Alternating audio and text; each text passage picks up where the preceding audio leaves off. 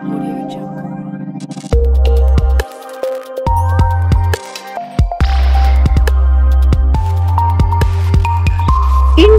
TV 9 news Maharashtra.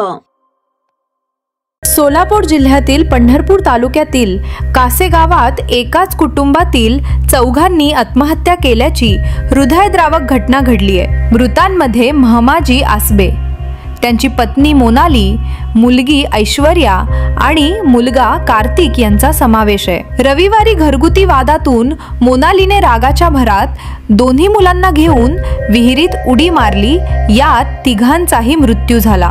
तर दुसऱ्या दिवशी महमाजी यांचा मृतदेह झाडाला गळफास घेतलेल्या अवस्थेत आढळून आला। या घटनेमुळे संपूर्ण परिसरात खळबळ उडाली असून पंढरपूर तालुका पोलीस तपास करत आहेत।